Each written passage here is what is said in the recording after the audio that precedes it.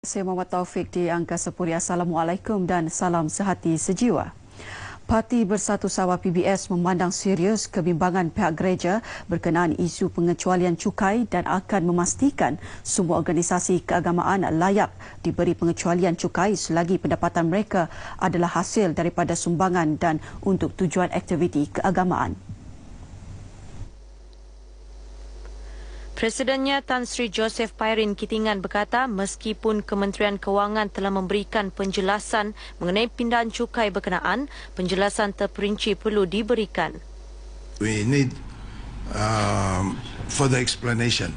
So once we have got that, then we will know what action to take. But obviously, if it is what we are given to understand that it is only geared towards tackling those who are abusing, the laws and regulations, then of course we will give our support lah. Tan Sri Pairin yang juga timbalan Ketua Menteri berkata demikian kepada media selepas melancarkan bilik konferens baharu PBS di Penampang. Jelasnya PBS menyokong hak kebebasan beragama dan menggalakkan semua jenis sokongan dan bantuan kerajaan untuk meningkatkan lagi tahap kewangan semua pertubuhan agama. Penambahan tempoh pembelajaran bagi tabika kemas dilihat mampu membantu ibu bapa dalam aspek penjagaan anak-anak.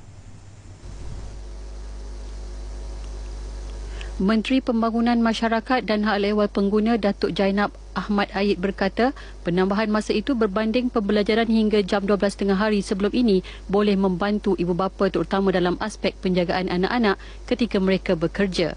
Memang telah ditunggu-tunggu kita sebab dia kata dia menjadikan tempat untuk pembelajaran ni untuk transit point.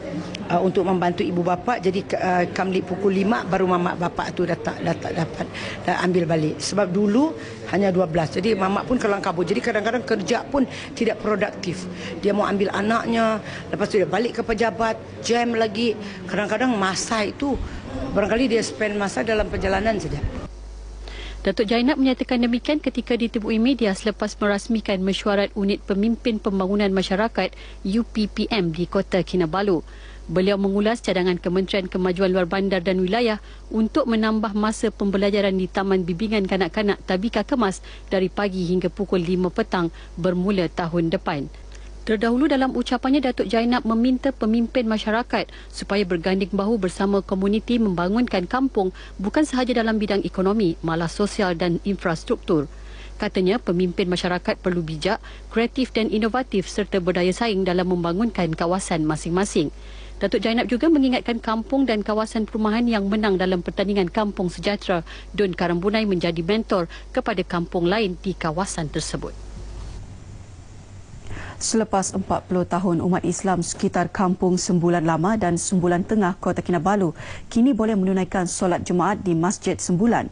Kali terakhir solat Jumaat diadakan di masjid tersebut ialah pada tahun 1976 sebelum solat Jumaat diadakan di Masjid Negeri Kota Kinabalu yang siap dibina dan dirasmikan pada 28 Jun 1977. Solat Jumaat yang diadakan kali pertama selepas 40 tahun ini dihadiri hampir 1,000 penduduk Kampung Sembulan dengan khutbah disampaikan Timbalan Mufti Negeri Haji Hamdani Omar. Bagi pembantu menteri kepada Ketua Menteri yang juga bertanggungjawab terhadap hal ehwal agama Islam negeri menyifatkan pembukaan Masjid Sembulan Kota Kinabalu untuk solat Jumaat berupaya menjadi pusat budaya atau muamalah bagi umat Islam mempertingkat syariat Islamiah. Masjid ini masjid yang tarikhi, masjid yang penuh dengan sejarah.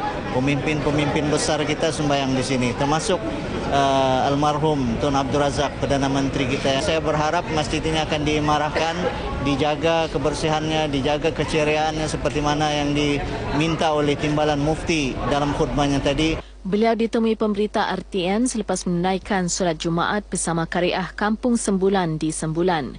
Sementara itu, Kariah Kampung Sembulan yang ditemui menyatakan keprihatinan pihak berwajib meluluskan pembukaan semula masjid tersebut dapat membantu mengurangkan kesesakan ketika menunaikan solat Jumaat di masjid sedia ada.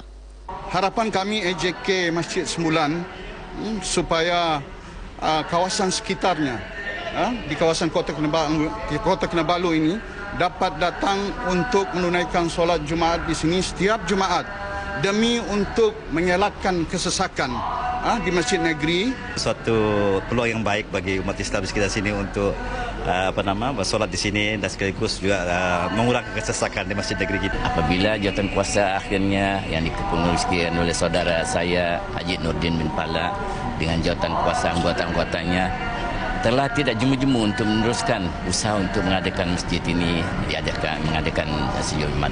Saya juga terima kasih pada jiran-jiran semua di tengkuasa yang ada di masjid ini untuk bekerjasama membina, memudahkan pada orang-orang yang cacat, orang yang kurang upaya umpama macam saya inilah. Sebelum ini, Masjid Sembulan merupakan masjid negeri yang pertama selepas berpindah dari lokasinya di Kampung Air pada tahun 1960-an dan merupakan pusat kegiatan dakwah yang aktif. Hakim Besar Sabah dan Sarawak Tan Sri Richard Malanjung berharap penyelesaian kes mahkamah di Sabah dan Sarawak akan bertambah baik tahun ini berbanding tahun lalu. Harapan itu disuarakannya sempena pembukaan Tahun Perundangan Sabah dan Sarawak 2017 yang diadakan di Sandakan. Tan Sri Richard berkata sepanjang tahun lalu mahkamah di Sabah dan Sarawak telah berjaya melaksanakan tugas dengan baik. Katanya hampir semua kes mahkamah di kedua-dua negeri itu diselesaikan dalam tempoh yang ditetapkan. Tan Sri Richard berkata tahun ini mahkamah di Sabah dan Sarawak juga akan melaksanakan program Go Green Mahkamah dengan menanam 1 juta pokok. Program berkenaan mendapat kerjasama penuh daripada hakim-hakim, peguam-peguam, pegawai kehakiman dan kaki tangan mahkamah di kedua-dua negeri. Terdahulu, Ketua Hakim Negara Tun Arifin Zakaria bersama isteri Tuan Puan Robiah Abdul Kadir mengetuai perarakan sempena Majlis Pembukaan Tahun Perundangan Sabah dan Sarawak 2017. Perarakan bermula dari Bandar Labuk Batu Tujuh menuju bangunan Mahkamah Sandakan. Turut hadir Menteri Tugas-Tugas Khas Datuk Teo Chee Kang, Peguam Negara Datuk Seri Muhammad Apandi Haji Ali serta Hakim-Hakim Mahkamah Persekutuan dan Hakim-Hakim Mahkamah Tinggi.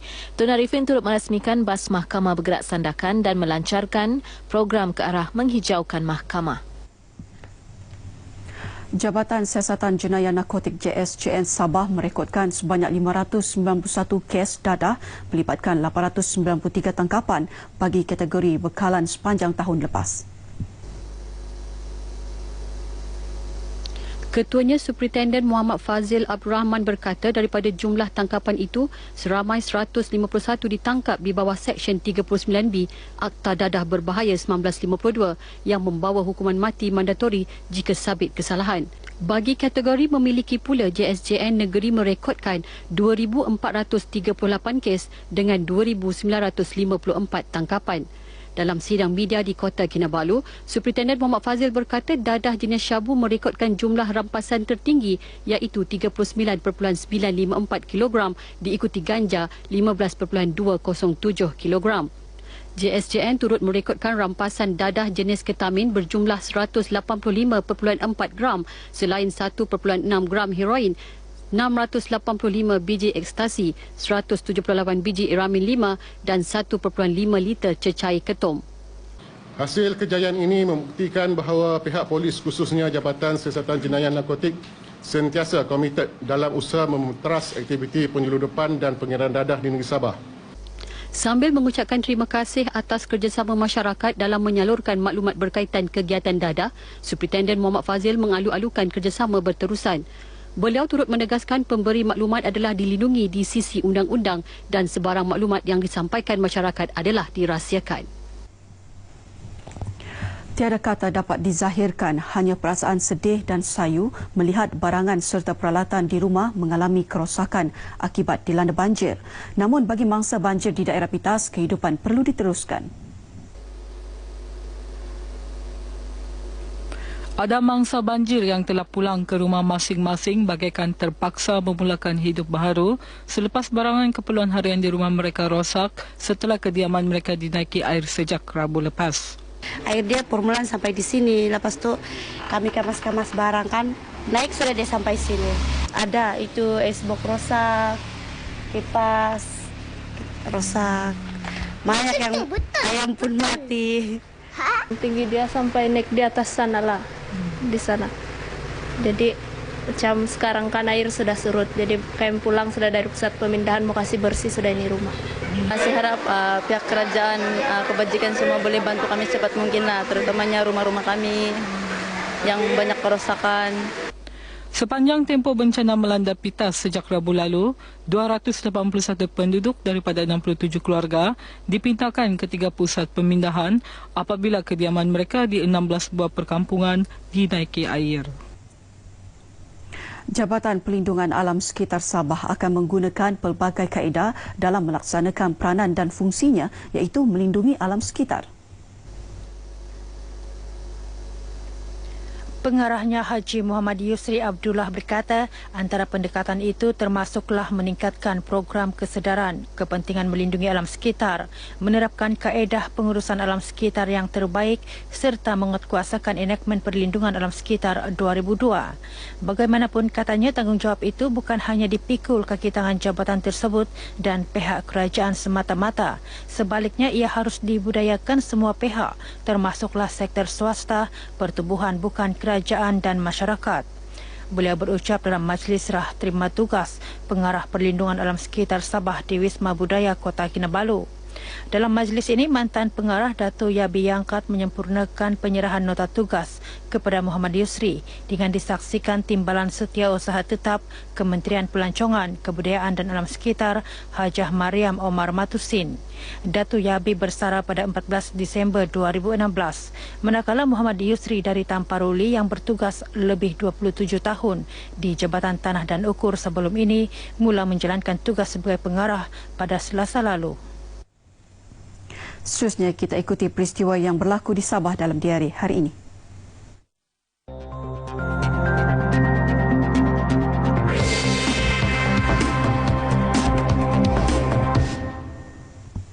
Pada pukul 8 pagi ini akan berlangsungnya sambutan Maulidur Rasul peringkat daerah Putatan di Dewan Seri Putatan.